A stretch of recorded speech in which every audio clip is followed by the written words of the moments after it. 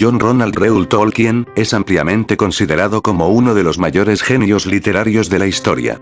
El escritor y académico inglés escribió lo que muchos consideran de las mejores sagas épicas de fantasía: El Hobbit de 1937, y su secuela, El Señor de los Anillos de 1954. Durante décadas, muchos cineastas intentaron y fracasaron en el intento de hacer películas de estas novelas, sobre todo de la segunda. El problema inicial fue el propio Tolkien, quien no apreció los intentos de adaptar su trabajo, exigiéndole a los guionistas encargados de las fallidas adaptaciones, hacer un esfuerzo de imaginación enorme para plasmar lo que él quería transmitir en sus textos.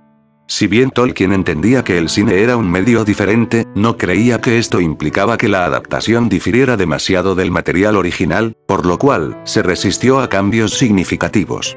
Después de su fallecimiento en 1973, los estudios lucharon con el temor de que sus fanáticos compartieran las mismas exigencias con las adaptaciones de sus novelas. En consecuencia, aunque algunas adaptaciones animadas como la del Señor de los Anillos de Ralph Bakshi de 1978 lograron concretarse, no fue hasta el estreno de la primera parte de la trilogía de Peter Jackson en 2002, que muchos espectadores sintieron que era la primera adaptación cinematográfica del maravilloso mundo de la Tierra Media. Aunque Jackson hizo cambios con respecto a la historia de la novela, su amor por los libros originales fue evidente en todo momento. Aún así, aunque todas estas adaptaciones anteriores seguramente no hubieran logrado los elogios de la trilogía de Jackson, ofrecen una visión muy interesante sobre el universo creado por Tolkien. En esta ocasión, revisaremos la versión que el director John Boorman, más conocido por su película Excalibur de 1981, iba a hacer a finales de los 60s. El director quería entregar una versión psicodélica de la historia, cargada de referencias a la cultura hippie de la época, el sexo, las drogas y elementos bizarros como Sauron bailando como Mick Jagger. ¿Quieren saber más sobre esta película fallida? Pues sean bienvenidos a este nuevo video de mi canal. Antes de empezar, si te gusta esta clase de contenido dale a like, suscríbete, activa la campanita, comparte con tus amigos y seguime en mi Twitter para estar más en contacto y estar al tanto del progreso de mis videos. Sin nada más que decir, empecemos.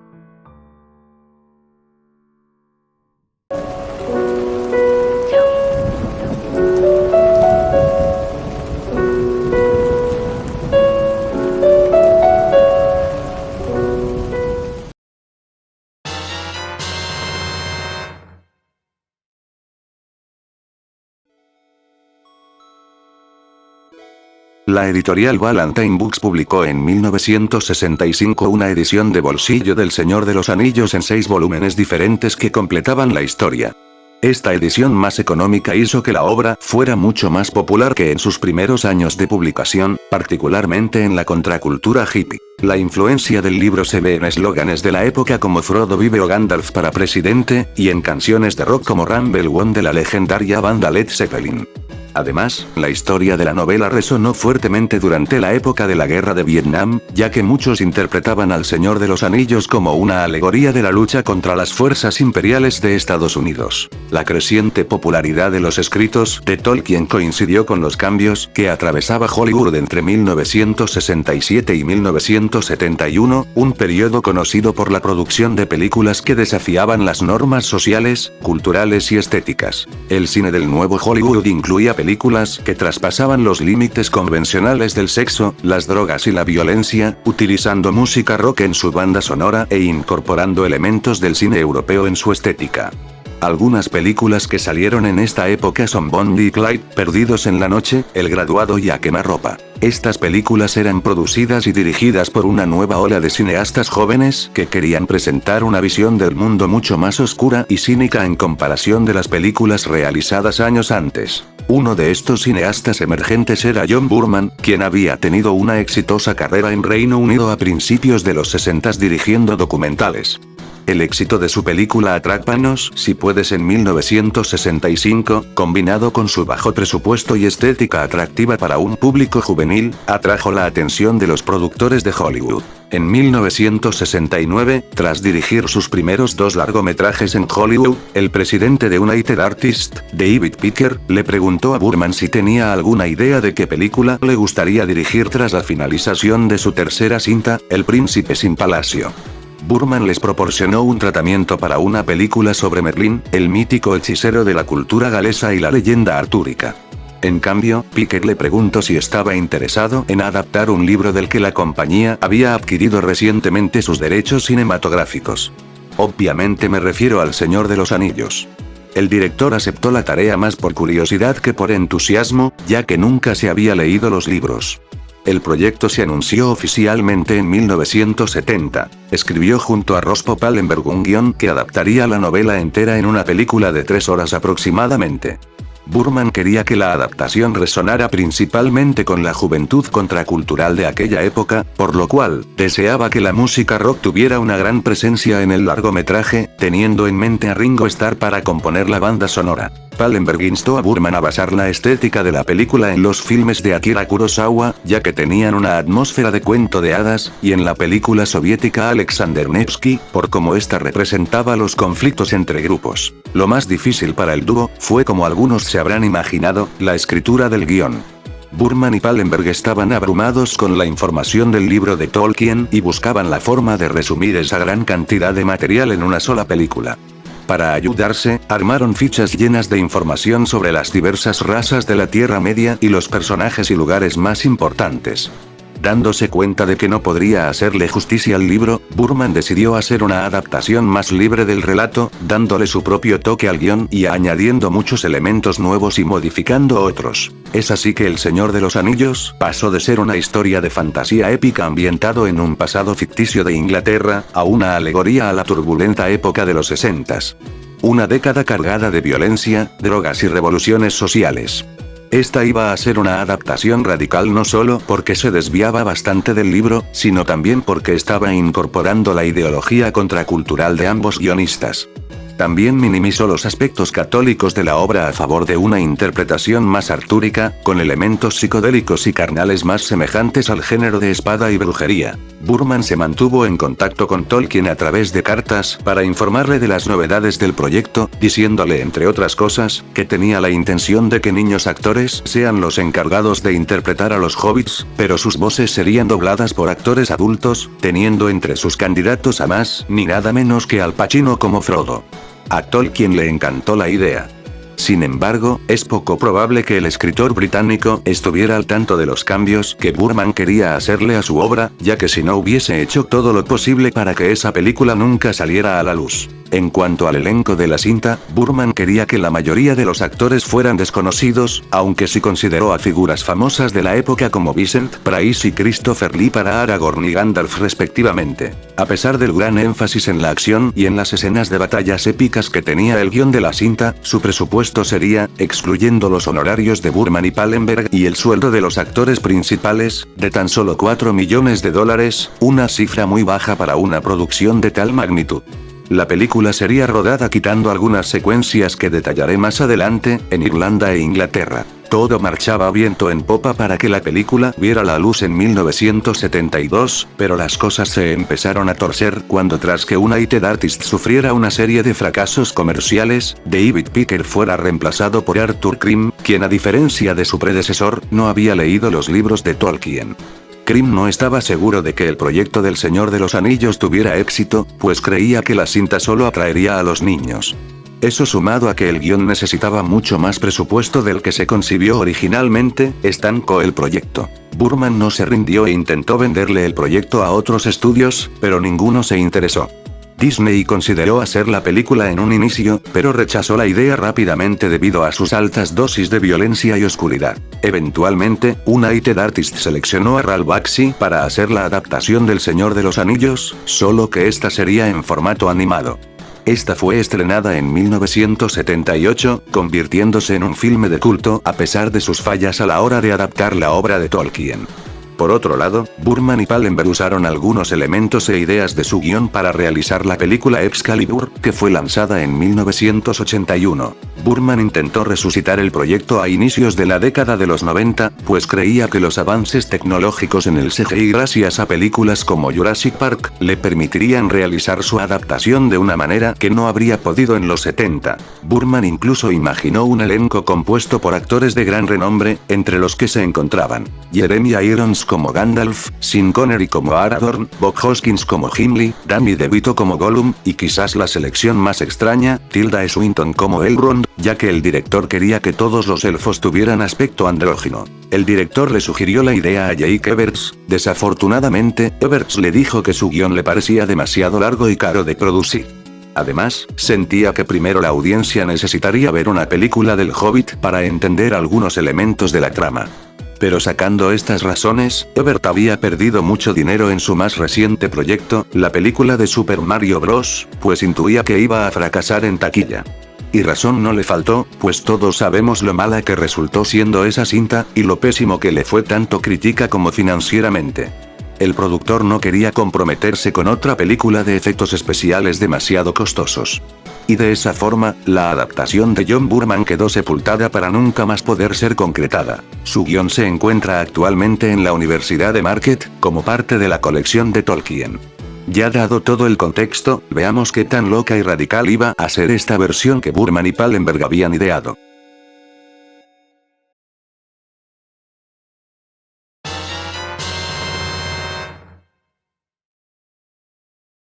La película comienza con el mismísimo J.J.R.R. Tolkien sentado en su estudio. Boorman quería que el escritor apareciera al principio de su película a modo de cameo, aunque se desconoce si Tolkien aceptó la idea. La cámara se desplaza hacia un mapa cerca de un escritorio, haciendo un paneo recorriendo el mundo de la Tierra Media. Lo primero que vemos son las tierras de Mordor, luego Minas Tirith, después las montañas nubladas, los bosques de Fangorn, Rivendell y por último, la comarca. Allí se celebra el cumpleaños número 111 de nuestro querido Bilbo Bolsón, quien está dando su discurso de despedida. En esta versión, no desaparece usando su anillo mágico, pues no quiere abandonar su hogar. Sin embargo, es presionado por Gandalf para hacerlo. Entre los elementos que Boorman recicló para Excalibur, se encuentra el aspecto de Gandalf, que fue finalmente utilizado para Merlín. Gandalf lleva a Bilbo a su cabaña y le dice que se marche a Rivendell. Tras una discusión con el mago, Bilbo deja caer el anillo y se marcha hacia el pueblo de los elfos. Más tarde esa misma noche, Frodo llega a la cabaña que heredó de Bilbo. Gandalf, que todavía está allí, le dice a Frodo que tome el anillo y se lo pruebe. Frodo lo intenta, pero es psicológicamente incapaz de hacerlo.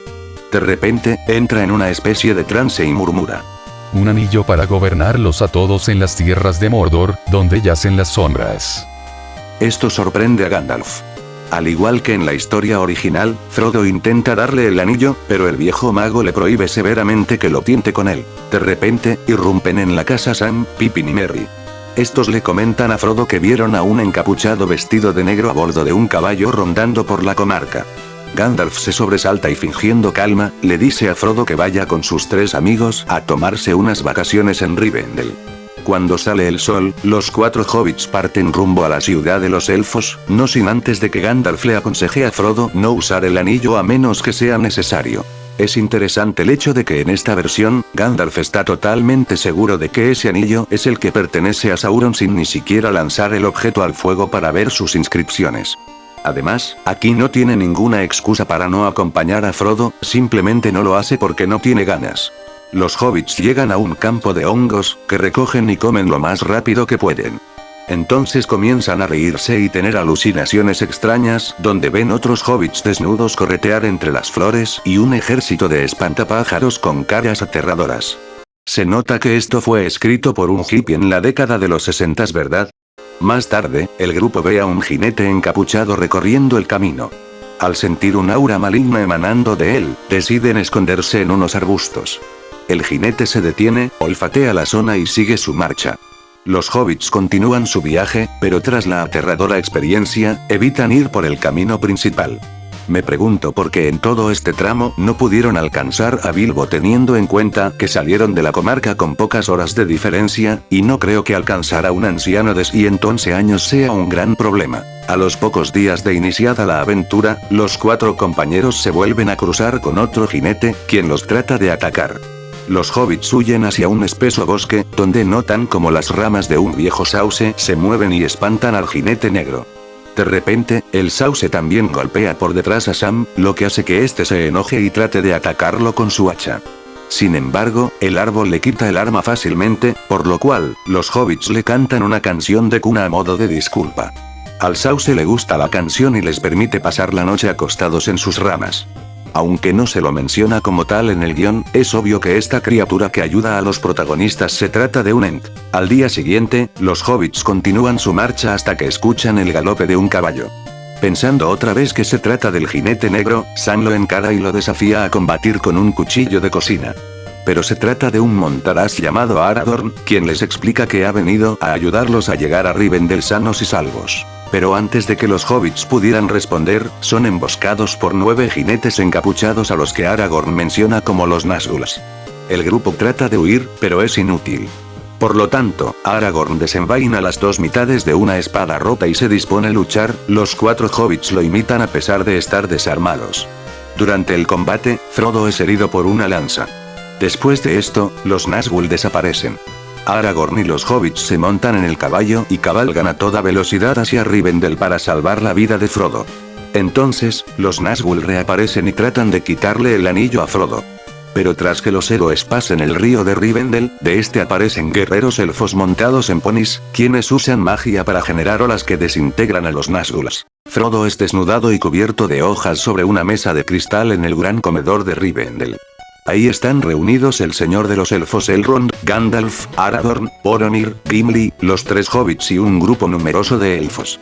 Este comedor sería el descampado que después se utilizaría como escenario para el torneo de caballeros de la película Excalibur. Elrond dicen que si no le curan la herida a Frodo, este se convertirá en un sirviente de Sauron.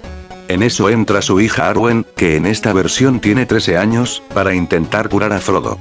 Y no, tranquilos, Aragorn no tiene que ir a la cárcel, pues ella no es su interés amoroso en esta cinta. Continuando con la historia, los elfos comienzan a cantar mientras Arwen hunde una daga sanadora en la herida de Frodo.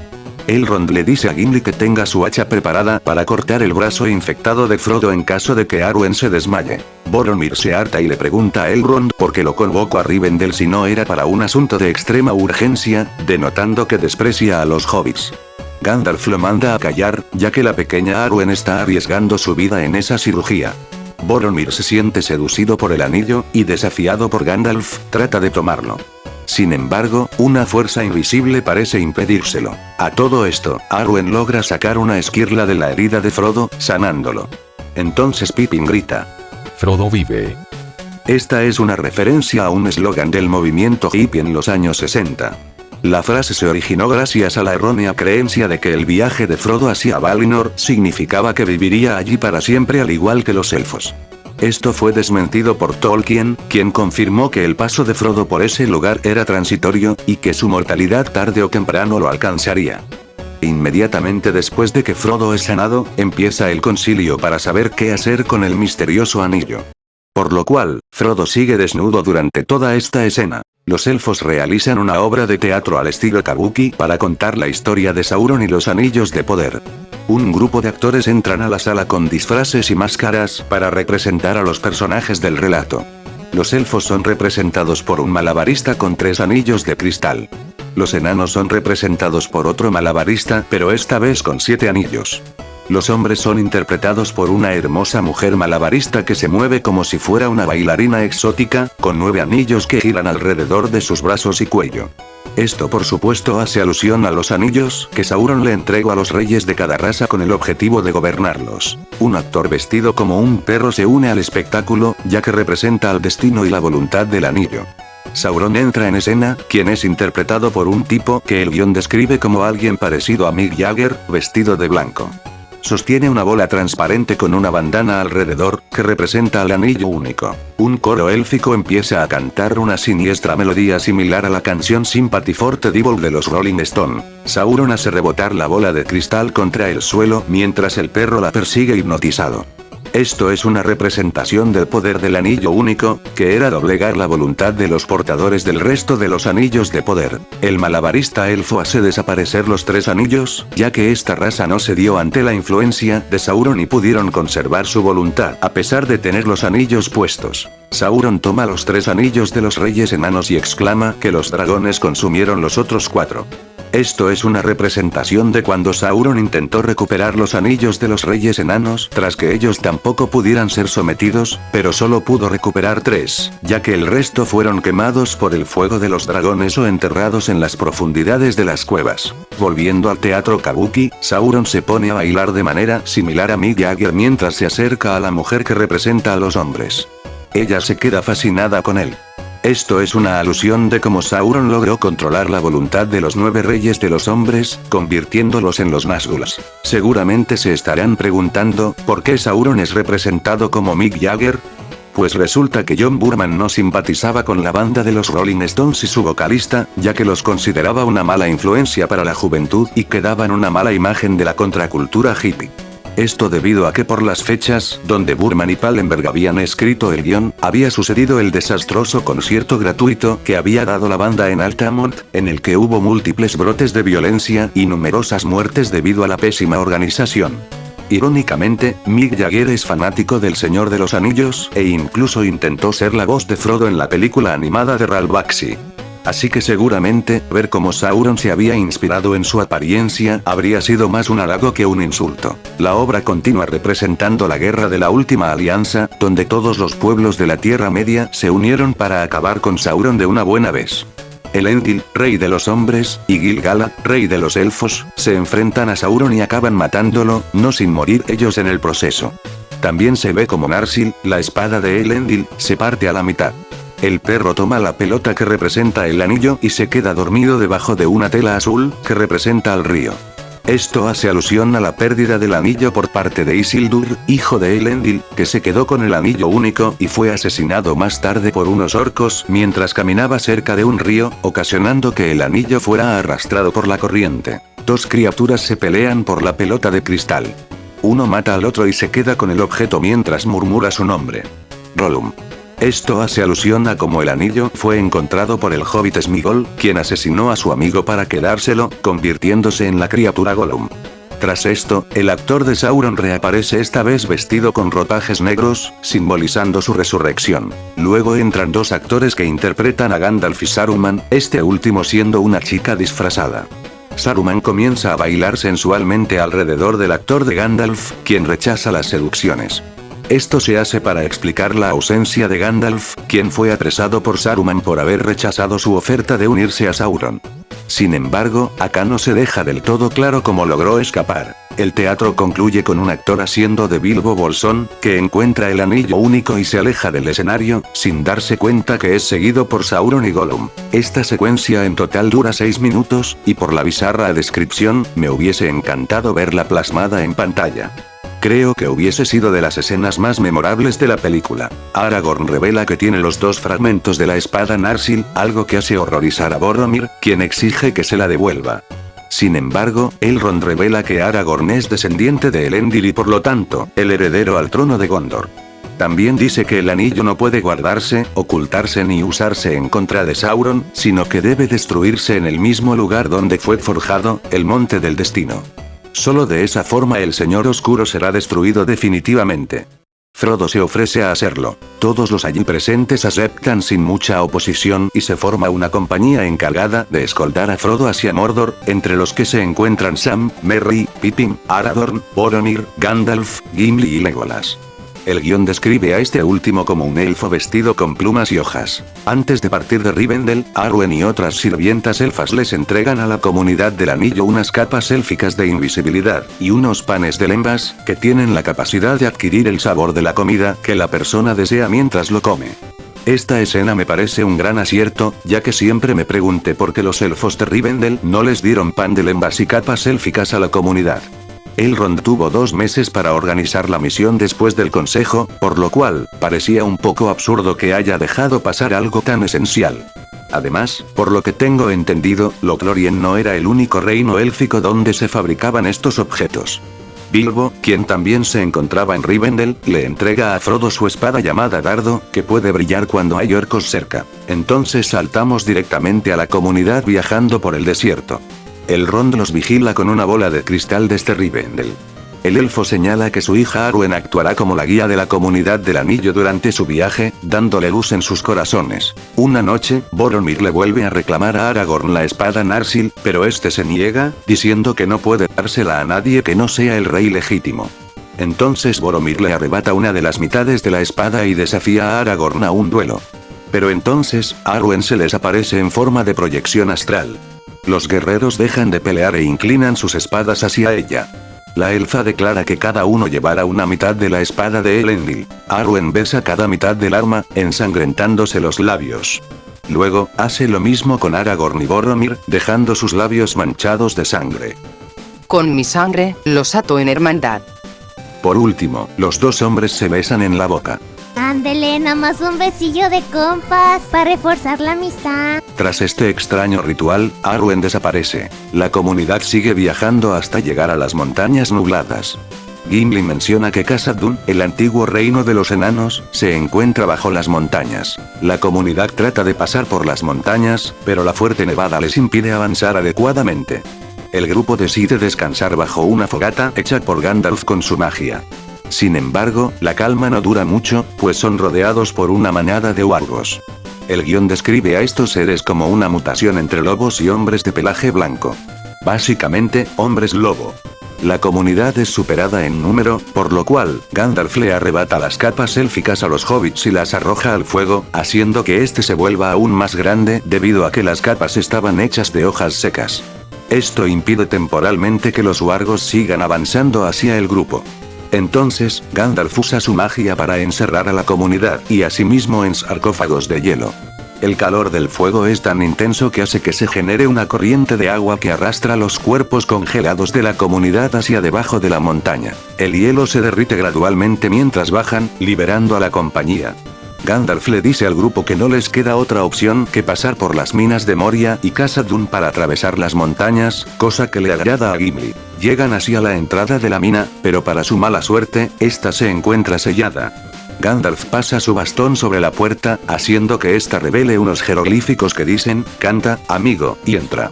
Frodo descifra el acertijo, llegando a la conclusión de que deben cantar la palabra, amigo, en la antigua lengua de los enanos. Sin embargo, ni Gimli ni Gandalf saben hablar la antigua lengua de los enanos. Entonces, a Gandalf se le ocurre una idea. Empieza a recitar un cántico antiguo, haciendo que Gimli entre en un trance y empiece a cavar un agujero con su hacha. Luego, se mete en el agujero que él mismo realizó. Gandalf le tapa la cabeza a Gimli con su capa y comienza a golpearlo con su bastón de manera brutal.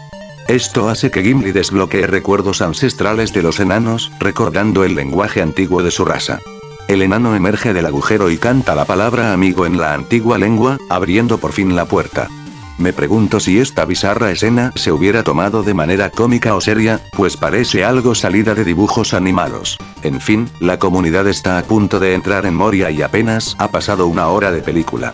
¿Podrá Burman comprimir el resto de la cinta de buena manera en lo que queda de tiempo? Averigüémoslo. El pulpo gigante no aparece, así que el dúo entra a la mina directamente. Para ahorrar presupuesto, en lugar de montar un set gigantesco para representar este mítico escenario, gran parte de la secuencia estaría a oscuras, solo con el bastón de Gandalf iluminando áreas específicas del reino subterráneo para dar a entender su escala. El túnel por el que caminarían los actores sería simplemente un hangar de un estudio de filmación. Volviendo a la historia, mientras la comunidad camina por la mina, Dardo, la espada de Frodo, comienza a brillar, revelando la presencia de orcos. Entonces el grupo nota como el suelo alrededor empieza a moverse. Aunque no lo crean, la comunidad ha estado todo este tiempo caminando sobre los cuerpos de orcos dormidos, quienes han despertado de su letargo por el ruido de las pisadas. El guión describe a estas criaturas como parecidas a los humanos, pero con rasgos de reptiles y pájaros. Además, tienen una especie de armadura orgánica que les crece espontáneamente en caso de usar la violencia. Los orcos rodean a la comunidad y se desencadena una pelea. Gimli es el que más bajas acumula, realizando algo que el guión describe como la masacre de un solo hombre. El grupo logra matar a los suficientes orcos para poder abrirse paso hacia un estrecho puente de madera podrida. Sin embargo, mientras lo están cruzando, del abismo surge una bestia aterradora. Se trata de un Balrog, al que el guión describe como una sombra envuelta en llamas cuya presencia produce un extraño zumbido que paraliza a la mayoría de los miembros de la comunidad, haciendo que apenas puedan seguir moviéndose. Sabiendo que es el único capaz de plantarle cara a semejante adversario, Gandalf encara al Balrog mientras el resto del equipo huye y logra atravesar el puente. El terror que esa criatura les ha generado en sus corazones es tan grande, que nadie se atreve a ayudar al mago. Incluso Boromir comienza a llorar. Gandalf lucha valientemente contra el sirviente de Morgoth con la ayuda de su espada, logrando empujarlo del puente. Sin embargo, el Balrog logra agarrarlo y llevárselo con él, cayendo ambos al abismo. Con un gran dolor por la pérdida de tan valioso aliado, el resto de la comunidad logra pasar al otro lado de Moria. Cansados y heridos, el grupo cruza por una tierra inhóspita. A lo lejos, divisan un enorme lago. La comunidad se baña en él, sintiendo cómo esas aguas les hacen recobrar sus fuerzas. Entonces, una elfa, a la cual el guión describe como alta, hermosa y escasamente vestida, emerge del lago. Se trata de Galadriel. La figura parecida a la Virgen María que escribió Tolkien, es reemplazada por una mezcla entre la diosa Afrodita y la Dama del Lago de la leyenda artúrica. El grupo comienza a coquetear con ella. Por ejemplo, Legolas empieza a bailar sensualmente, Gimli la mira de manera lasciva, y Boromir le muestra sus pectorales. Sin embargo, Galadriel los rechaza a todos, sintiéndose únicamente interesada por Frodo, a quien invita a entrar a su tienda de campaña a las orillas del lago. Todos se quedan perplejos ante la decisión de la elfa. Una vez adentro, Galadriel dice que Frodo vea su reflejo en una palangana con agua para hallar la respuesta a sus problemas. Sin embargo, el pequeño hobbit no ve nada extraordinario. Miro y no veo nada. Es porque aún no estás listo. ¿Cuándo estaré listo? ¿Y cómo? Con conocimiento. Y yo soy ese conocimiento. Después de esto, Galadriel besa a Frodo y procede a tener relaciones sexuales con él. ¿Qué rayos es eso? Sí, no escuchaste mal.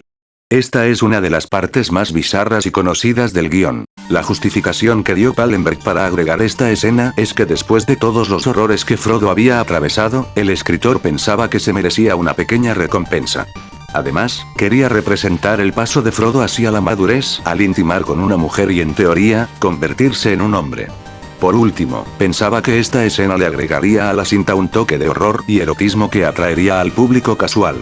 El hecho de que Burman quería que los hobbits sean interpretados por niños, hace que todo se vuelva increíblemente turbio. Pero esta escena iba a ser peor en el primer borrador, pues Burman y Pallenberg habían planeado una escena donde la compañía lleva a Frodo a un prostíbulo dirigido por Galadriel, quien al igual que el guión final, mantiene relaciones con él.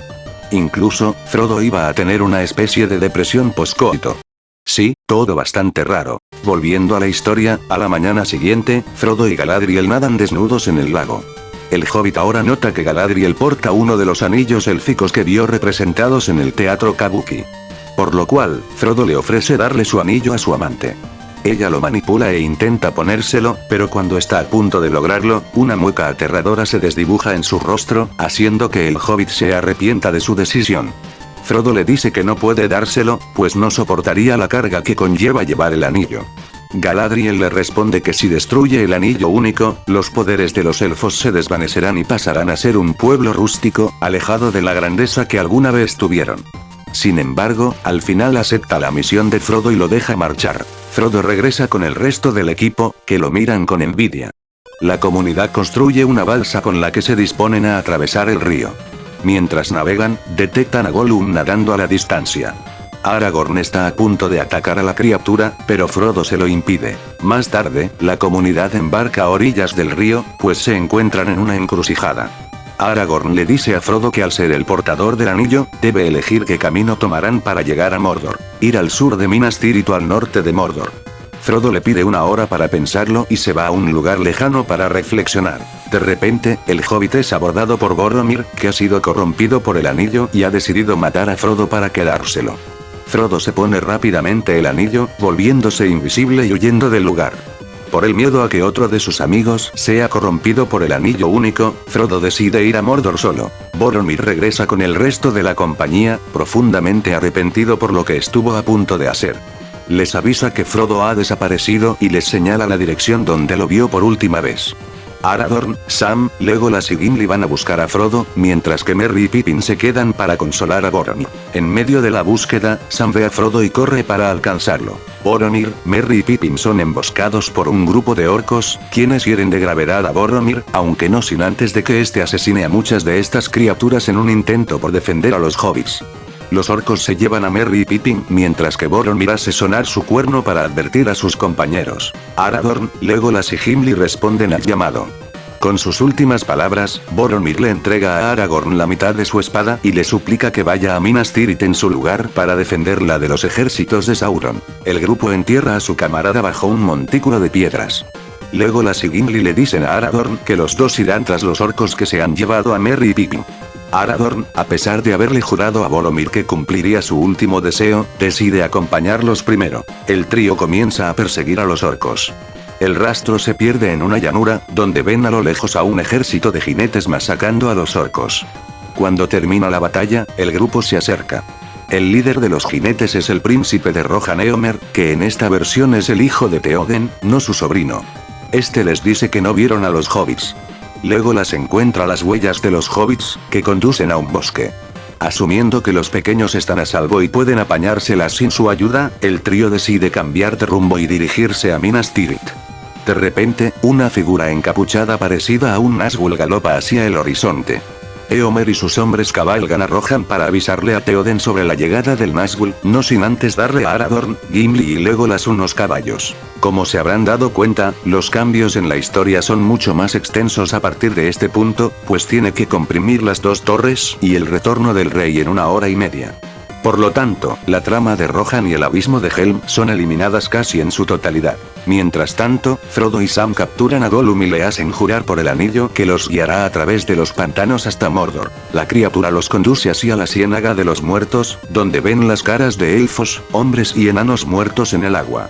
Gollum le explica a los hobbits que son los espíritus atormentados de aquellos que murieron en la guerra contra Sauron hace más de 3000 años. Incluso dice que eso sucedió cuando él era joven. Por lo tanto, en esta versión Gollum es muchísimo más longevo que en la obra de Tolkien. Durante la noche, Frodo y Sam duermen sin darse cuenta de que se están hundiendo en arenas movedizas. Gollum se debate entre salvar a sus nuevos amos o al anillo, decidiéndolo primero. Sin embargo, él mismo se hunde en el lodo. Frodo trata de salvarlo, pero ya es demasiado tarde. Impotente, Frodo le dice a Gollum que les juró por el anillo que los llevaría a Mordor, a lo que este responde antes de hundirse por completo, que cumplió su promesa, pues la puerta negra se encuentra a unos pocos metros. En esta versión, la puerta tiene forma de calavera gigante. Mientras tanto en un bosque, Merry y Pippin se topan con una figura alta vestida de color blanco que brilla intensamente. Pensando que se trata de Saruman, los hobbits intentan atacarlo, pero fracasan patéticamente. La figura se ríe y revela ser Gandalf, que se ha levantado de entre los muertos. Le explica a los hobbits que los sueños de las personas bondadosas lo hicieron resucitar para completar su tarea. Bueno, por lo menos en esta versión dan una excusa para la vuelta de Gandalf, no como en las películas de Jackson que quedaba bastante ambiguo. Es una excusa algo floja y cursi, pero por lo menos trataron de tapar ese hueco. Gandalf hace que un halcón descienda hacia donde se encuentran. Con una especie de extraña conexión mental, el mago logra ver todo lo que el ave ha visto en la Tierra Media. De esa forma, se entera del paradero del resto de los miembros de la comunidad. También descubre que los espíritus de los Nazgûl se han fusionado en un solo ser conocido como el Rey Brujo. Finalmente, Gandalf invoca a su caballo Sombra Gris y parte junto con los dos hobbits a Rohan. Llegan al palacio del rey, haciendo que el caballo patee las puertas para poder entrar. El guión describe a la sala del trono del rey como un escenario de estética espartana. Al lado del rey Théoden, se encuentra su consejero, un jorobado llamado Grima. Del otro lado, está Éowyn, que en este guión es su hija. Gandalf le dice a Théoden que se acerca un peligro que acabará con Rohan si no hacen algo al respecto. Théoden, influenciado por Grima, se burla del mago. El jorobado intenta interrumpir a Gandalf, pero este lo calla, acusándolo de ser un sirviente de Sauron. Gandalf da un discurso motivacional donde alienta al rey a arriesgarlo todo por una última batalla contra la encarnación del mal. Las palabras del mago conmueven al rey, que decide aceptar su consejo y marchar hacia la guerra junto a su ejército. Grima trata de apuñalar a Théoden con una daga, pero Merry y Pippin se lo impiden haciéndolo tropezar, quedando boca arriba como si fuera una tortuga. Theoden desvaina su espada y vuelve a convertirse en el gran rey que alguna vez fue. Envía a sus capitanes a reunir más hombres y encontrar a su hijo Éomer. Gandalf decide marcharse, acordando encontrarse con ellos en Minas Tirith, donde el ejército de Sauron atacará. Volviendo con Frodo y Sam, estos se duermen en las ramas de un roble marchito. Recordando el suceso con el viejo Sauce al principio de la aventura, Sam le pide al roble si los puede ayudar. Este árbol también resulta ser un Ent, quien logra abrir con sus raíces una brecha en la gran muralla de Mordor. Esto atrae la atención de algunos orcos. Frodo y Sam, escondidos en las ramas caídas del árbol, aprovechan esta distracción para entrar a Mordor mientras los orcos reparan el muro. Los hobbits ven a un enorme ejército dirigiéndose hacia Minas Tirith. Los ejércitos del bien se preparan para el asedio a Minas Tirith. Aragorn se dirige a Gondor junto con otros montaraces. Detiene su marcha en un campo de batalla de la antigua guerra contra Sauron. Entonces grita un cántico con el que revive a los hombres y elfos muertos que allí yacían, convirtiéndose en un ejército de zombies. Aunque la idea de Aragorn siendo una especie de nigromante no me parece mala, esto se siente salido de la nada, pues no fue mencionado en ninguna parte anterior del guión. Mientras tanto, Legolas y Gimli han convocado un ejército de sus respectivas razas, quienes también se dirigen hacia la guerra. Por último, Theoden y su ejército se encuentra con Éomer y sus jinetes. Padre e hijo se abrazan. De vuelta en Mordor, Frodo y Sam comienzan a huir de unos orcos que han visto. Se refugian en una torre abandonada, pero pasan del fuego a la sartén, pues ese lugar es el territorio de El Alaraña, una araña gigante. Para representar a la criatura, habrían utilizado técnicas de stop motion. Frodo desenvaina a dardo y se dispone a luchar mientras grita: La mataré, Sam. Pues yo soy el Señor de los Anillos. Sin embargo, Frodo recibe un pinchazo del aguijón de la araña, quedando inerte en el suelo. El alaraña trata de aplastar con su peso a Sam, pero este logra agarrar la espada de Frodo y apuñalarla profundamente en el estómago, haciendo que huya despavorida. Creyendo que Frodo está muerto, Sam toma su anillo para continuar con la misión. Sin embargo, los orcos de los que estaban huyendo entran a la torre, por lo que Sam se esconde. Para comprobar si Frodo sigue con vida, uno de los orcos se corta la muñeca y deja que su sangre caiga sobre el rostro del hobbit, quien empieza a ahogarse y toser. Entonces, los orcos se llevan a Frodo para que sea interrogado, sin darse cuenta de que Sam los sigue a la distancia. Mientras Gandalf y los hobbits se dirigen a Minas Tirith encima de Sombra Gris, logran divisar no muy lejos de ellos, al Rey Brujo junto a un ejército de orcos. Para ahorrarse costos, el Nazgûl no montaría una bestia alada, sino un caballo sin piel que deja un rastro de sangre con su cabalgar. El trío llega a las puertas de la muralla de la ciudad, exigiendo que los dejen entrar. Por una abertura de la muralla aparece Denethor, el senescal. Este le pregunta a Gandalf sobre el paradero de su hijo Boromir. Gandalf le revela su muerte y solo cuando promete contarle todo a profundidad, es que Denethor les ordena a sus guardias abrir las puertas. Sin embargo, la demora fue demasiado larga, pues el Rey Brujo y sus ejércitos ya se habían acercado a la ciudad. Se produce una breve pelea, pero las puertas se cierran sin que los orcos puedan ingresar a la ciudad, al menos por el momento. Ignorando el asedio, Denethor le pregunta a Pippin más información sobre la muerte de Boromir. El pequeño hobbit le ofrece sus servicios al senescal, los cuales acepta. Gandalf y un capitán intentan que Denethor se concentre en el vasto ejército de Mordor que está atacando la ciudad, pero este trata de dejarle toda la responsabilidad a Gandalf. Más tarde, Pippin, quien está vestido como un bufón de la corte, mira junto a Denethor desde la parte superior de la muralla la batalla que se está dando. Los orcos habían logrado abrir una brecha en la muralla, asediando la ciudad desde el interior. Gandalf comanda a las tropas de Rohan para evitar el avance de los orcos. Denethor, atrapado en su locura, sigue sin darle importancia a lo que está sucediendo y le pregunta a Pippin cómo le fue a Boromir con Galadriel, echándose a reír desesperadamente cuando este le dice que la elfa eligió a un hobbit en vez de a su hijo. De repente, se escucha el sonido de un cuerno de los jinetes de Rohan, quienes comandados por Theoden y Éomer, cargan contra los orcos, dando inicio a la batalla de los campos de Pelennor. Una gran parte del presupuesto iba a ser dirigido para el rodaje del asedio de Minas Tirith y esta batalla. Las escenas se hubieran filmado en España, en locaciones cercanas a Granada y Almería. Incluso tenían planeado usar al ejército español como extras en un rodaje que duraría alrededor de 6 semanas. Continuando con la historia, Théoden trata de atacar al rey brujo, pero este atraviesa su pecho fácilmente con su lanza. Théoden cae al suelo, pero no sin antes derribar a su adversario de su caballo. El rey brujo desenvaina su espada y camina hacia Théoden dispuesto a terminar su trabajo. Sin embargo, es interrumpido por un jinete de Rohan, que va acompañado de Merry. El hobbit logra apuñalar al Nazgûl en la rodilla, aunque él también es herido en el proceso. El jinete aprovecha esto para atacar al rey brujo, batiéndose ambos en un duelo de espadas que el Rohirrim termine ganando. El caballo del rey brujo recoge el casco de su amo entre sus dientes y se dirige nuevamente a Mordor. Merry se acerca al jinete, que yace tendido en el suelo desmayado por el agotamiento. Le saca el casco y descubre que se trata de Éowyn, la hija de Théoden. Luego, Merry aprovecha para quitarle la ropa, desmayándose al ver su cuerpo desnudo.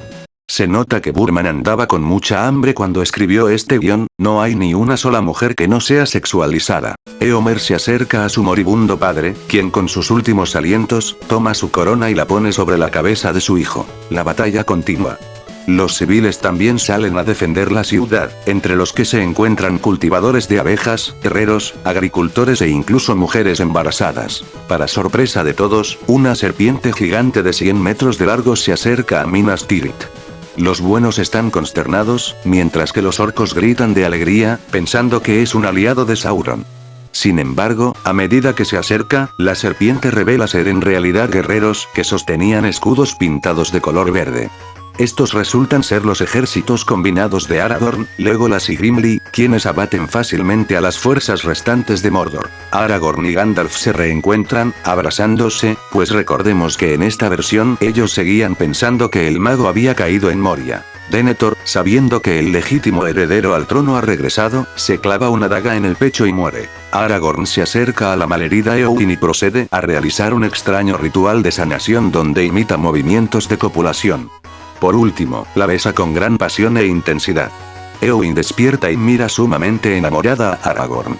Así es, en esta versión la dama de Rohan se queda con Aragorn, por lo cual, el pobre se condenó a comer un estofado horrible por los próximos 200 años. Gandalf arranca un pedazo de tela y la sumerge en la sangre de Denethor, formando con su sangre el símbolo de Gondor.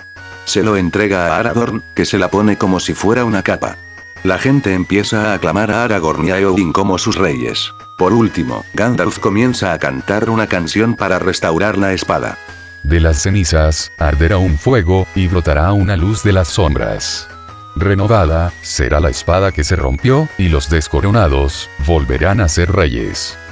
Las dos mitades de Narsil comienzan a brillar, por lo cual, Aragorn las mantiene unidas hasta que por fin se fusionan. Volvemos con Sam, quien se pone el anillo para infiltrarse en la guarida de los orcos. Aquí ocurre algo interesante, pues el hobbit descubre que el anillo también le da la capacidad de tener poderes magnéticos que convulsionan a los orcos. El hobbit ve a más ni nada menos que Saruman, quien en esta versión es además, la boca de Sauron. El guión lo describe como alguien idéntico en apariencia a Gandalf, solo que lleva una capa que brilla de múltiples colores. Por la descripción, es posible que tanto Gandalf y Saruman fueran interpretados por el mismo actor. El corrupto mago se dirige a una habitación con el casco del rey brujo en sus manos. Sam logra colarse en la habitación, que se trata de una cámara de tortura, donde yace Frodo desnudo y malherido. Saruman pone el casco del rey brujo en la cabeza del hobbit, produciéndole un gran dolor. Cuando el mago se retira de la sala, Sam mata al guardia y le saca el casco a su amigo. Cuando Frodo recupera el sentido, le dice a Sam que todo este viaje ha roto algo dentro de él que nunca podrá ser reparado. Además sufre pensando que el enemigo le ha robado el anillo, por lo cual la misión ha fracasado. Cuando Sam le muestra el anillo, Frodo se lo arrebata furioso y lo trata de ladrón, pero rápidamente se disculpa. Frodo y Sam comienzan su huida de la mazmorra, pero los orcos los ven. Entonces surge una curiosa y creativa escena donde Frodo y Sam se van intercambiando el anillo, colocándoselo o balanceándolo de la cadena para mantener a raya a los orcos mientras avanzan hacia la salida, finalmente logrando escapar. Volviendo a Minas Tirith, los buenos se han retirado al interior de la ciudad, pues más hordas de orcos se acercan para un segundo asedio. Aragorn ahora viste además de la capa ensangrentada, una corona dorada de Gondor. Gandalf convoca a la comunidad para hablarles sobre el plan que se le ha ocurrido. Frodo necesita tener el camino libre para llegar al Monte del Destino, por lo cual, propone que ellos y los ejércitos sean el cebo para sacar a todos los orcos restantes de Mordor. Todos aceptan. Es así que de Minas Tirith marchan los ejércitos unidos de hombres, elfos, enanos y muertos vivientes. Éowyn también acompaña al grupo, que ha cambiado su atuendo de jinete por una armadura bikini similar al usado por Red Sonja. ¿Puedes dejar de sexualizar mujeres por tan solo 5 minutos? Los jinetes de Rohan forman un círculo protector alrededor del resto para protegerlos de las hordas de orcos. El ejército llega a la Puerta Negra. Estas se abren y de ellas sale Saruman, la boca de Sauron. Detrás suyo hay un ejército de orcos y uruk-hais, la versión evolucionada de esta especie. El mago le arroja a Aragorn la ropa de Frodo, diciéndole que el hobbit murió siendo torturado hasta la muerte, por lo cual, su misión ha fracasado y deberán suplicar clemencia ante Sauron. Nuestros héroes se encuentran horrorizados y con los ánimos por el suelo. Sin embargo, Gandalf se niega a ceder al miedo y alienta a Aragorn a tener esperanzas. Esto llena de fortaleza el corazón del rey de Gondor, que anima a sus tropas a luchar, dando comienzo a la batalla final. El poder de Aragorn con la espada fusionada es impresionante, pues logra acabar fácilmente con hordas de enemigos él solo. Gandalf y Saruman proceden a tener un duelo de palabras. Sí, como lo escuchaste, un duelo de palabras. Según Burman, basó esto en los duelos que suelen tener los hechiceros de algunas tribus de África usando el don de la palabra. Básicamente, una batalla de gallos. Me pregunto cómo hubiera quedado plasmado esto en términos visuales sin que se viera ridículo. Saruman termina perdiendo ante las palabras de Gandalf, cayendo al suelo y sufriendo una especie de derrame cerebral.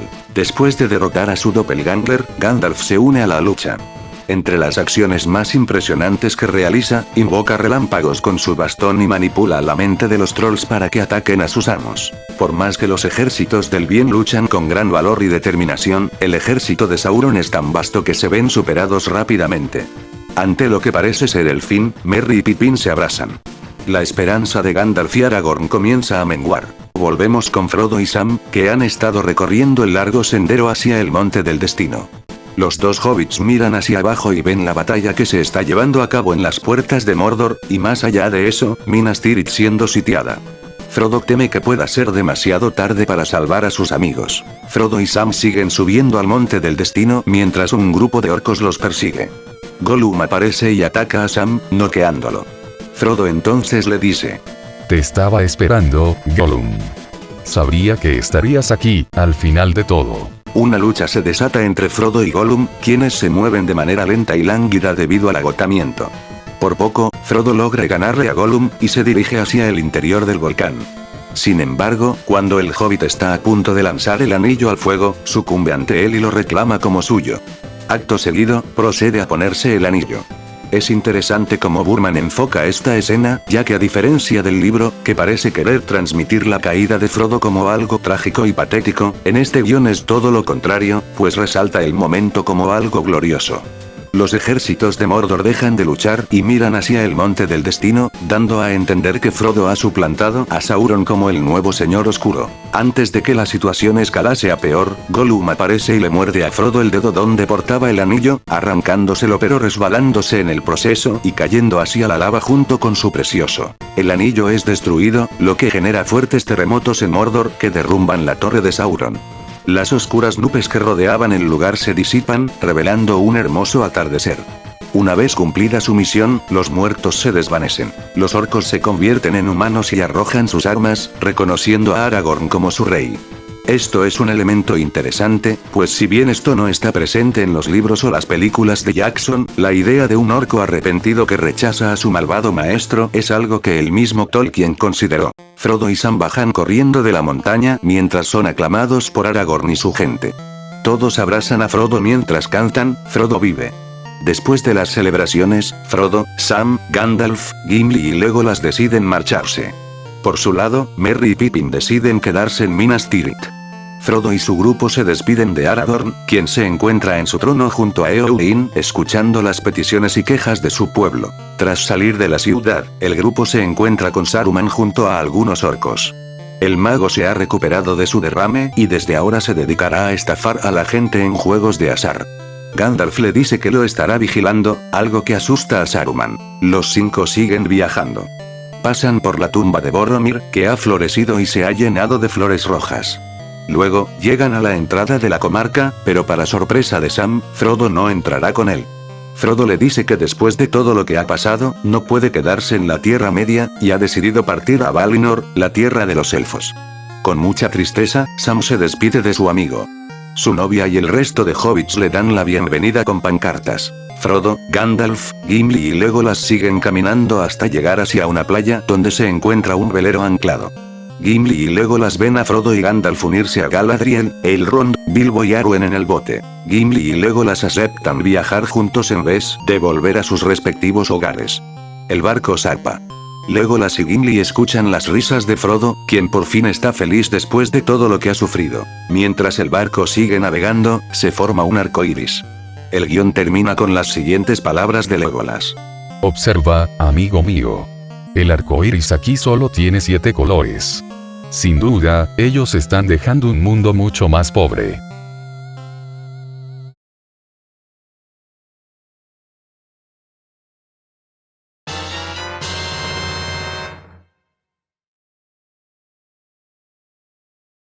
Hay una serie de problemas que inevitablemente surgen al adaptar un libro de más de 1000 páginas a una sola película.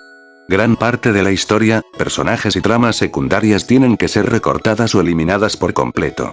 Por ejemplo, la trama de Isengard y casi todo lo ocurrido en el segundo libro son eliminados, al igual que personajes como Tom Bombadil, Glorfindel y Faramir. Sin embargo, el guión de Burman hace un buen trabajo al preservar las cosas más importantes de la historia original, e incluso deja algunos elementos que las películas de Jackson ignoraron, como conservar gran parte de la cultura musical de los hobbits, así como su característico sentido del humor. Además, los enanos no son ridiculizados, sino que se los trata con mucho respeto. Hay secuencias que sonaban interesantes al ser trasladadas a la pantalla, como la escena del teatro kabuki, o el dragón hecho de escudos verdes. Lamentablemente, los elementos malos superan a los buenos. Burman se toma una excesiva cantidad de libertades creativas con la obra original. A pesar de seguir la línea narrativa general, lo que pasa en medio varía muchísimo. Personajes, eventos, lugares y temas se cambian sin tener en cuenta la intención original del autor. Gandalf es un ejemplo de ello. Burman escribió a esta versión del mago inspirándose principalmente de Merlín, lo cual se nota bastante. Lo vemos haciendo cosas muy cuestionables, como animar a Boromir a tomar el anillo, abusar psicológicamente de Bilbo y golpear a Gimli solo para que adivine una contraseña. Sin embargo, el guión quiere que nosotros empaticemos con él como con el Gandalf de los libros, algo que no llega a funcionar del todo. La idea de convertir a Gandalf en un mago medio loco es interesante, pero no se puede hacer una reestructuración tan sustancial sin hacer otros cambios notables dentro de la historia, pues Gandalf es junto con Frodo, el protagonista de la historia. El resto de personajes principales están bastante bien retratados, sobre todo Frodo, que es más similar a la versión del libro que la del propio Jackson, pues es más proactivo y valiente. Todos excepto Merry, que es un caso bastante extraño. Por alguna razón, lo retrataron como un hobbit con sobrepeso y algo tonto. Es raro que teniendo a Pippin como alivio cómico, se hayan decantado por el primo de Frodo para tal tarea. Probablemente el aspecto más famoso del guión de Burman sea su versión de Galadriel, quien tiene muy poco en común con el personaje que Tolkien escribió. Sin embargo, dado que las alteraciones al personaje no cambian tanto la historia como el caso de Gandalf, no creo que el cambio sea tan malo. No me malinterpreten, es malo, pero considerando todos los otros grandes cambios que tiene el guión, que este sea tachado como uno de los peores me parece un poco exagerado. Creo que uno de los mayores errores del guión es su segunda mitad. La primera hora y media es, a pesar de sus muchas diferencias, fiel dentro de lo que cabe a la comunidad del anillo. La segunda mitad decae bastante al tener que combinar la historia de las dos torres y el regreso del rey en una sola. Por ejemplo, gran parte de la historia de Gollum se reduce al mínimo, proporcionando pocos antecedentes sobre el personaje, haciendo que sus motivaciones sean algo confusas. Otro sería la escena de Gandalf encarando al rey Theoden. El guión trata de explicarnos que el rey ha sido hechizado por Grima, pero la velocidad con la que se cuenta la historia hace que la escena resulte confusa y le quite parte de la tensión que debía tener la escena. De manera similar, se prescinde de gran parte de la historia que involucra a Denethor. Sigue siendo un personaje dominado por la locura y desesperación, pero con el poco contexto que tiene el personaje, hace que no se pueda entender si su locura es por la muerte de su hijo o viene de mucho antes. Burman y Pallenberg también eliminan a Saruman como un personaje sustancial a pesar de ser nombrado múltiples veces en el guión, solo apareciendo por pocos minutos al final para ser derrotado fácilmente por Gandalf. Otro fallo del guión es que algunas situaciones están sexualizadas solo porque sí, solo para aparentar un toque de madurez inexistente. El ejemplo más obvio es la bizarra escena sexual entre Frodo y Galadriel. Burman fue consciente de algunos errores que tuvo su guión, pues cuando quiso revivir el proyecto en los 90, iba a reescribirlo.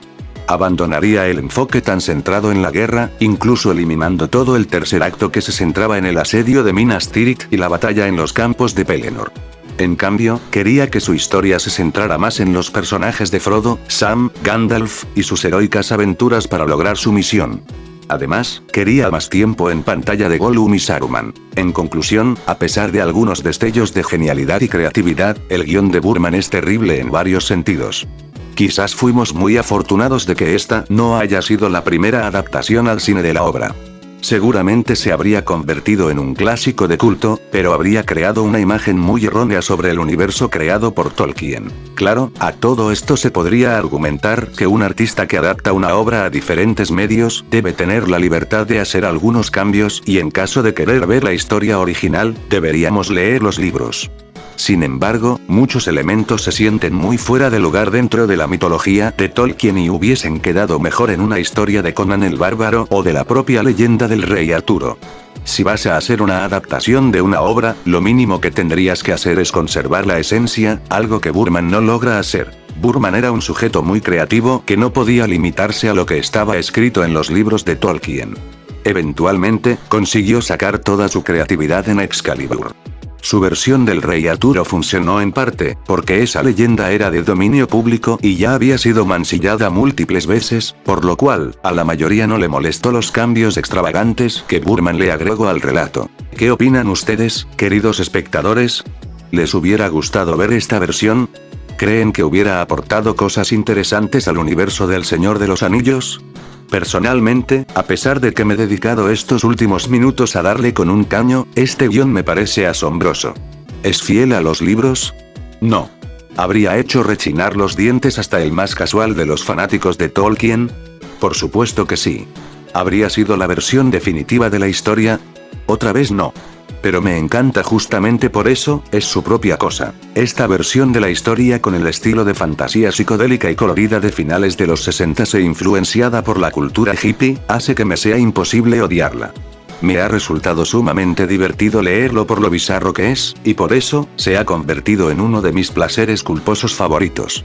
Me alegro de que esté disponible en internet, para que así más gente lo lea y pueda adentrarse en esta versión tan loca de una de mis obras literarias favoritas.